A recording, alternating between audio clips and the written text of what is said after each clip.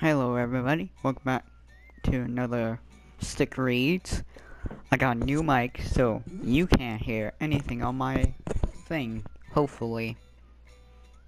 If you do, doesn't matter. I'll just turn it down for now. And we're gonna read The Bardock Effect by... Let me just zoom in. Oh crap, don't play. The Bardock Effect. Damn it. What would you stop at? Okay, The Bardock Effect by Hagunemnon. I can't say his name. So, the description is: what if Bardock missed the destruction of planet Vegeta? What if he arrived during Goku's fight with Raditz? Can't say his name. Heads are gonna roll as the Saiyan warrior makes up for lost time and ends up on a quiet little planet called Earth. It's rated teen, so better than the first one, if you saw that. So chapter 1, Delays of the Bardock Effect. We can read this, then when we're done with it, we are gonna read another good story. Unless this one gets another chapter, then we're gonna do another video. Okay. Chapter 1, Delays. Bardock, Saiyan warrior, awoke next to the bodies of his comrades in a daze. The last thing he could remember was the Dodoria opening his mouth and firing a massive ki blast at him. Shaking the cobwebs from his mind, Bardock attempted to get his thoughts back and into a semblance of order.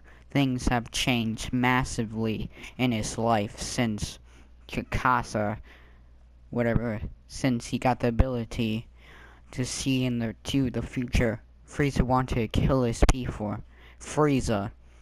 That's what he's been trying to remember. Tora, Fasa, Shingat, whatever. He said so. Yep, you can tell I suck at reading. You won't have to die in vain. I'll kill that bastard Frieza and get you guys the vengeance you deserve. He moved as fast as his battered body could carry him in its pod. His whole body was one giant throbbing ache. He was covered in dirt and blood, and his body was littered with crusted overcuts. How long was I out? Bardock wondered to himself as he eased into his pod, setting the coordinates for planet Vegeta. Thankfully, the trip from planet Meep to his home world would be a short one. As Bardock knew, he didn't have a moment to spare if he wanted to stop his home from being destroyed. As he neared planet Vegeta, his anticipation built. He would soon be face to face with the tyrant who turned his people into lackeys. He would rally King Vegeta and the rest of the Saiyans all together. They might stand a chance. That's what he thought before he started to see space derbies. Bardock's eyes widened in horror as his pod closed in on its destination. I should be seeing planet Vegeta, but now, he thought, frightened.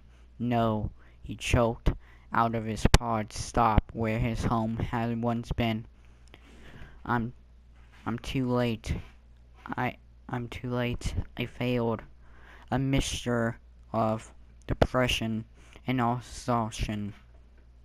I can just tell I'm gonna not be good at this. Overwhelmed him, and his mind was soon drawn into inky blackness of sheep. Okay? and several hours before hunger awoke him, Bardock, he was out for food. He hadn't thought to bring any rations on his trip to Planet Meat. Now it's gone. They were gone. Almost his whole planet, almost every single member of his race was gone. Not okay, it's really hot in here, so I'm gonna turn my fan on. Sorry if you can hear it. What do I do now? He asked mournfully.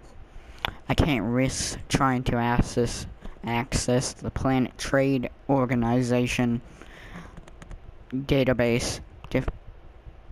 Why are you here? It's to find out where my sons are. They'd know it was me, and Freezer would probably try to kill me and my sons. Bardock searched for his pod's own personal database of planets and space station in the current sector, trying hard as he could to find something. He heard tell of a space station his people had built a few years ago, trying to establish an off-world colony of some sort. Frieza likely would have the Saiyans there killed too, but maybe it was still intact. At any rate, it was a good place to start, as any. There it is, he said, finally finding his location. Space Station Vegeta, arrogant jerk. He had to name everything after himself. As he neared the space station, Bardock's spirits lifted a little. The lights were off, but the station was still there. If he had luck, maybe there was some food. There was still food there. Maybe he even turned the power back on and get a healing pod working. As he thought, turn on the power completely back on would probably be a bad idea, since Frieza might get a signal from there and know somebody was squatting on a piece of property he was planning to sell. But before he was able to get to the pantry and recovery areas, working without anybody being wiser at least. Sure enough, when Bardock docked and entered the station, there was nobody there to greet him.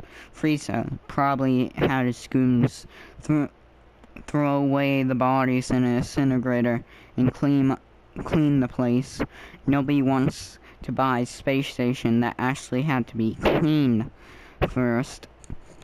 As luck would have it, a single terminal on the room's far corner was still active. One of the upsides of being a race with a lot of morons, Bardock remarked, as incredibly simple interface. All he had to do was bring up the display of various areas in the station, hit the little light bulb icon on the mess hall and recovery areas. Both areas were mercifully on the inside of the station, so casual passing observer wouldn't know anybody was here. And as much as it galled him, Bardock knew he had to be careful.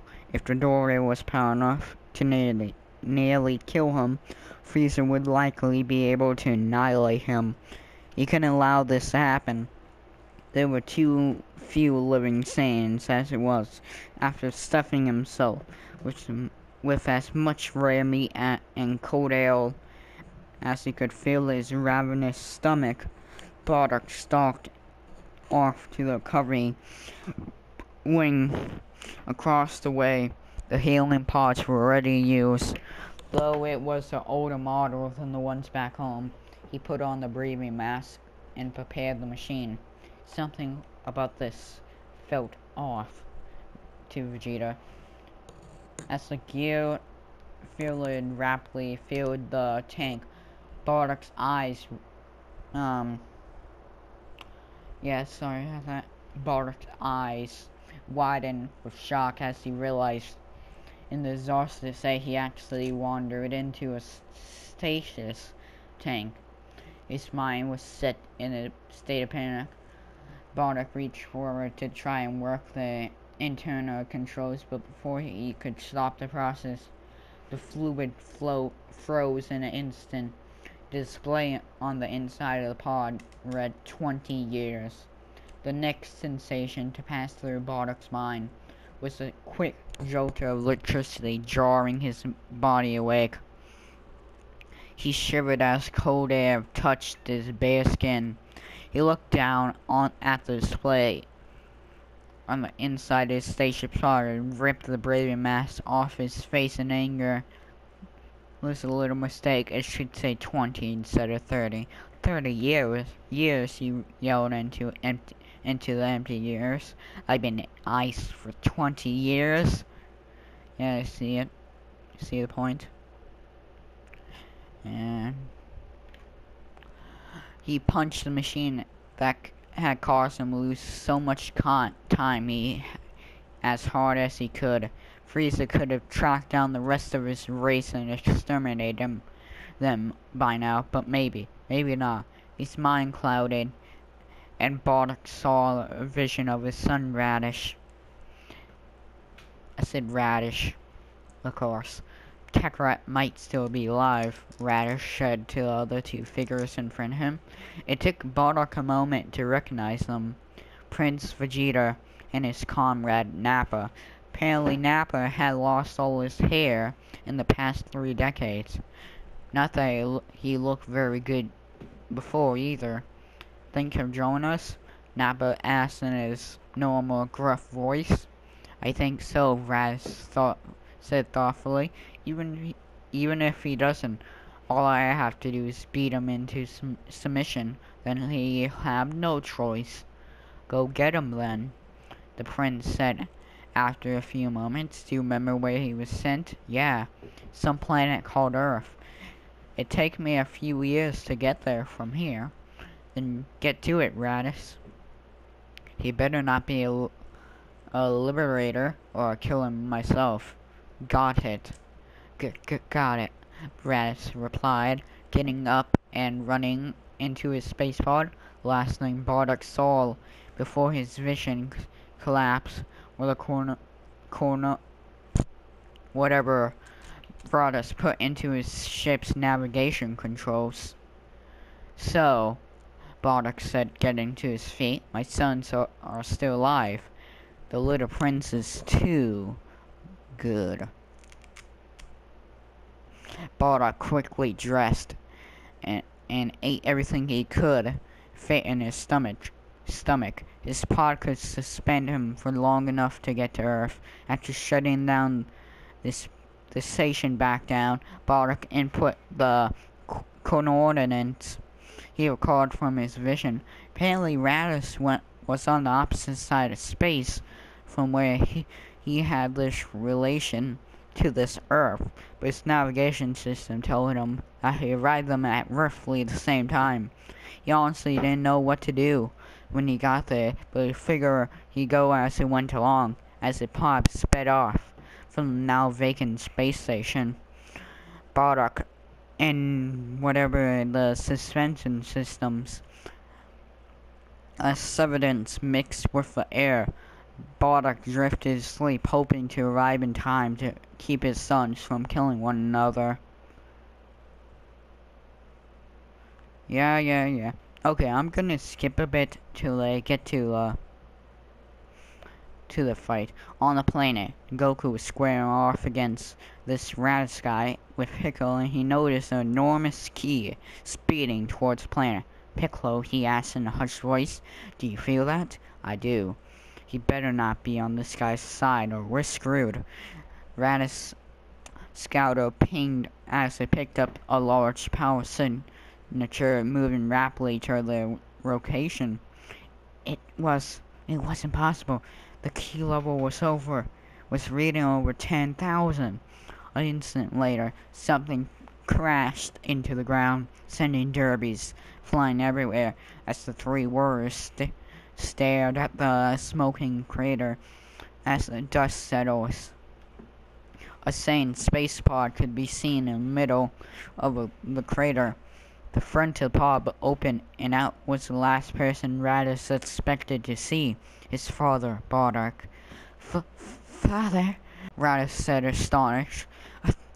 I thought you died on when planet Vegeta was hit by the asteroid. So, Radis said, walking towards the battlefield, that's the story. Frieza concredited to the cover appears, destroying our planet and killing us people. If you, oh damn it. If you ask me, that's just kind of lame. If you ask me, he could have blamed it on his brother or something. Why do you look like me? Goku said in an amazed tone. What do you think? Bardock said, arching an eyebrow. I'm surprised you don't recognize your own father, Kakarot. This reminds me of Star Wars. My father, coming up short, Raditz. Bardock said in a serious tone. Why are you and Kakarot fighting? Kakarot hit his head. Here today, we didn't even know he didn't even know he was the same. He failed his mission and destroyed the life on this planet, now refusing to come up with me. Bardock walked calmly up to Raditz and smacked his son hard on the back of his head. Of course not, he's gonna join you, dumbass. Bardock yelled. To him, you're just another stranger trying to push him around. You be pissed off too. And now for the next one. Yeah, this is gonna take more than 30 minutes, so get ready. Father, don't father me. Is Frieza still alive? Of course, Raditz said. Whatever. Everybody knows that. Bardock smacked his son upside the head once more for good measure. I obviously don't, you idiot. More to the point, why is he still alive? What? Why is Frieza still alive? You didn't powers the prince, didn't even bother to fight him? Did you? You just... yeah. You can just look at this, read itself. It's so hilarious. Oh god.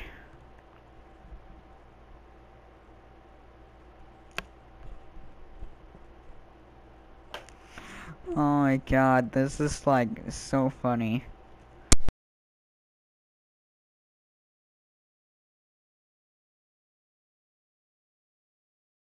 Sorry about that. And I'll get to this part. Prince Vegeta, Bardock. Bardock asked in a serious tone. Who else? The prince replied. Are you going to help me put an end to Frieza? When I'm good and ready, Vegeta replied. Whatever that means, no, Bardock said in an angry tone. Do any of you so-called warriors have the balls to fight against that bastard? How dare you? Oh, what'd I do? Oh, damn it.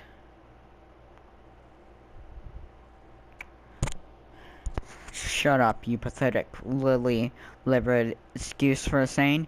You worthless disgrace. Your cowardice dishonors the memory of our people. I will stand for this no longer, Vegeta yelled back. I'm coming to that little backwater toilet to teach you and your low-class scum sons a little lesson in respect. Bring it on, Bardock said, taking the scout off. You worthless little shit, he continued, crushing his scouter. Father, Raditz began, in awe of what he just heard. You just started a feud with Prince Vegeta. Bardock wasting no time, started a ki blast at Raditz's scouter. Destroying it. I'm well aware with that. Are you gonna cause me any problem, Raditz? Of course not, Raditz said after a moment. But he's stronger than all of us. His power level is 18,000. So, how far away is he? Last I checked, he was on a planet about a year's travel from here, Raditz said, scratching his chin. Alright then. Kakarot, are you willing to fight the prince if he threatens Earth? Then he smiled at me. Piccolo, what about you? can't very well understand a heap of rubble. Besides, if it's interesting, I'm in. So we got this little piece over here. Right then, Bardock said, turning towards Raditz' pod. Last I saw, there was more power in your pod. Raditz, who is it? It's my son, Goku said, angry. He tried to use me to get him to join him. No fighting, Bardock said firmly. We had other things to focus on. Right now, Raditz, let the boy go. Yes, father, Raditz said, walking over the ball. He hit release above the patch, open it. He said, you're free to go, he said to the cowering boy inside. Gohan ran towards his father and the new man, and looked at the new man standing there. If it weren't for the small armor and scars, Gohan would have making so many mistakes because I'm trying to speed read. Might have mistaken him for his dad. Daddy, Gohan asks, worrying. Who's that man that looks like you? Oh, Goku said a little surprised. He's your grandfather, apparently. Gohan, meet, Bardock, he said, looking down at the cowering boy behind his father. Kakarot, I take you mated with one of the females on this planet. Is that correct? Goku began thinking what Bardock meant with that. Oh yeah, my wife's name is Chi-Chi. So, your son's half-breed then, stretching his chin. I don't think I ever heard of a saying being able to mate successfully with another species before. No matter. You think he might be a strong fighter? Yeah, I think he might, yeah, Goku said, patting his son on his head. Chi-Chi doesn't want him growing up like that, though. Huh? Bardock replied. Earthmen must be apparently quite different. Earthmen were apparently quite different than conditions compared to, same women. Say, why weren't you wearing a scouter, Kakarot? The thing you had on your head? Yes, Bardock replied evenly. It lets us detect keys and track key sources, as well as communicate. That's why I assured us the little prince couldn't listen to our conversation. I don't need it, Goku replied simply. Bardock said, confused. I can sense ki on my own. That's possible? Raditz said, astonished. Seems so. Bardock responded, deep in thought. If you could teach Raditz and I how to do that, that would give us an advantage that Vegeta and Nappa lack. Wait a minute, Goku said warmly. How can I be certain you guys won't turn on me when this is all done? Because when we're done being in Prince's lapdog, we're gonna train. Then give Frieza a little visit. Whereupon we'll proceed in giving his head some much needed ventilations. Besides, you're my son, and Raditz knows that. If he causes any trouble, I'll smack him senseless. That won't be necessary, father. I've been putting up with the insults for years. And now I might have a chance to make them eat every word of it. And Frieza is way overdue for a savage beating, as badly as he's been treating us. Good, Bardock said, finally feeling a little bit of pride in his eldest son. Kakarot, does this planet have any other strong fighters? We might not need them against Vegeta, but they'd be useful against Frieza. Yeah, I know a few, Goku said, reacting some. If they know what's going on, they'll help us. Right. Then we have a plan. Kakarot, you, me, and Raditz, and this guy will train since we're the strongest ones here. The others can train someone else so they don't get no way to go. We might have a chance at this. I think Kami would be glad to train the others in Krillin. I already trained with him and Miss Popo, but I bet they get a whole lot stronger like I did. You? Piccolo said, annoyed. Are you saying I'm thinking of training with you? go train on your own. Then, if you must, just don't slow us down. When the fighting starts, I won't, Piccolo said before taking off, speeding into an unknown location. Alright, Kakarot, how does this key sensing work? And that is the story. I'm running quite short on time, so I'm sorry I'm not going to be able to show you the last part of this. I'm not going to tell you about it. But this was the first chapter of Bardock Effect. Leave a like, subscribe, and I'll see you guys later. Let's just end it with this. Not the coolest way to end it, but whatever. I'll see you guys later.